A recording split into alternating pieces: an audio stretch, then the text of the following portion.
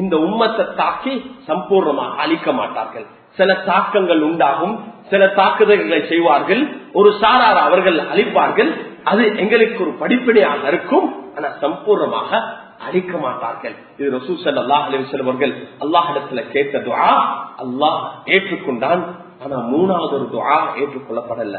அது என்னன்னா, இந்த உம்மத் ஒருவருக்கு பிரிஞ்சு, இந்த உம்மத் சின்ன சின்ன கூட்டங்களாக பிரிஞ்சு அவங்களுக்கு மத்தியில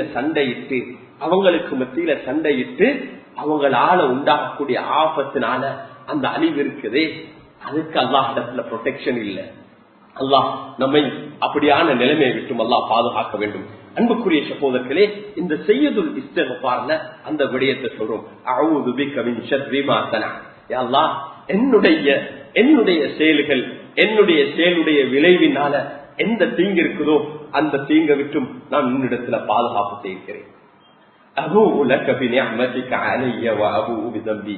மிக முக்கியம், யா அல்லாஹ், நீ என் மீது செய்திருக்கிற நிஅமத்களை நான் ஏற்றுக்கொள்கிறேன், அதை நான் அங்கீகரிக்கிறேன் யா அல்லாஹ், அதை நான் எக்னாலேஜ் பண்றேன் யா அல்லாஹ், அதை எக்னாலேஜ் பண்றேன். அதிகமாக நாம் செய்யக்கூடிய பாவங்கள் பெரிய பாவம் என்னன்னா, அல்லாஹ் எங்கள் மீது செஞ்சிருக்கிற நியமத்தை நாங்க அதை இனம் காணாம அல்லாஹ்வுக்கு நன்றி இல்லாதவர்களாக வாழ்ந்து, நாங்க மற்றவங்களை பார்க்கிறோம், எங்கள் மீது அல்லாஹ் எவ்வளவு நியமத்துல செய்திருக்கிறார். காலையிலிருந்து மாலை வரைக்கும் எங்களோட உடல் ரீதியாக எங்களுக்கு அல்லாஹ் செஞ்சிருக்கிற நியமத்தை ஒவ்வொன்றையும் நாம் இனம் காண வேண்டும், ரெகக்னைஸ் பண்ண வேண்டும். இந்த செய்யுதுல் இஸ்திக்ஃபார்ல அதுதான் சொல்றோம். அபூஉ லக பி நிஅமதிக அலைய. யா அல்லாஹ், என் மீது நீ செய்த அந்த நியமத்தை நான் யா அல்லாஹ் ரெகக்னைஸ் பண்றேன், எக்னாலேஜ் பண்றேன், அதை அங்கீகரிக்கிறேன் யா அல்லாஹ், ஏற்றுக்கொள்கிறேன். அதை நான் அதை நம்பி அதை உறுதியாக நான் யா அல்லாஹ் அதை நான் ஒப்புக்கொள்கிறேன் யா அல்லாஹ்.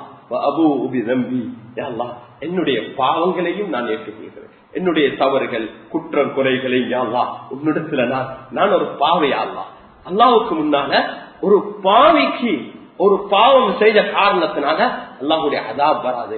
அவன் பாவம் செய்து தௌபா செய்ய மறுத்து பாவம் செய்து அதனால அவன் பெருமை அடைகிறான். இல்ல, நான் பாவம் செய்யல, நான் சொன்ன என்ன என்று ஜஸ்டிஃபை பண்றது இருக்குதே, அதான் அல்லாஹ் அதான் விரும்புறான். இல்ல, ஒரு பாவம் செய்யும் போது அதனால் அவன் உணர்ந்து அந்த பாவத்துல தௌபாவின் பக்கம் மீளும் போது அல்லாஹ் அந்த அடியான நேசிக்கிறான்.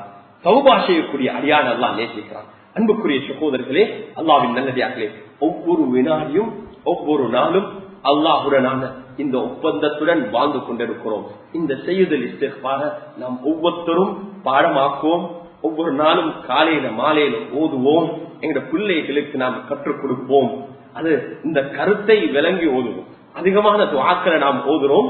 ஆனா அந்த துஆக்களுடைய ஆழமான கருத்து விளங்காத காரணத்தினால எங்களுடைய ஈமானுடைய அந்த அதிகரிப்புக்கு அந்த துஆ காரணமாக இல்லை.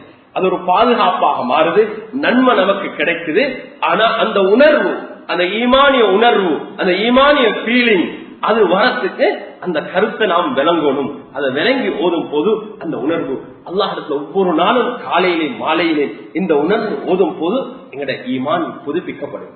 அன்புக்குரிய சகோதரர்களே, அல்லாஹ்வின் நல்லடியார்களே, இது முதலாவது இன்றைய ஜும்மாவுடைய முதல் அம்சம் என்னன்னா, நாம் ஒவ்வொரு வினாடியும் அல்லாஹுடனான ஒப்பந்தத்துடன் வாழ்ந்து கொண்டிருக்கிறோம். அல்லாஹுடைய நாட்டம் இல்லாம எதுவுமே நிகழாது. இந்த உலகத்துல நிகழக்கூடிய அனைத்துமே எங்களுடைய செயல்களுடைய வெளிப்பாடுதான். ஒன்று எங்களோட பாவங்களுடைய விபரீதம், அல்லது நாம் சரியான முறையில அந்த பராமரிக்காத காரணத்தினால அல்லாஹ் தந்த வளங்களை துஷ்பிரயோகம் செஞ்சு, அது வீண்விரயம் செஞ்சு, அது அளவுக்கு மிஞ்சி நாம் பயன்படுத்தினதின் காரணமாக, எங்களுக்கு இருக்கக்கூடிய உலகத்துடைய மோகத்தின் காரணமாக, பணத்துடைய மோகத்தின் காரணமாக, அளவுக்கு மிஞ்சி எங்களோட நப்சானியத்துக்காக வேண்டி நாம் இந்த உலகத்துடைய பொருட்களை பயன்படுத்துவதன் காரணமாக. உதாரணத்துக்கு எடுங்களே அன்புக்குரிய சகோதரர்களே, நாம் எல்லாம் வியாபாரிகளாக இருக்கிறோம். டெக்னாலஜி எடுங்க, இன்று உலகத்துக்கு பெரிய பாடமாக மாறி இருக்குது.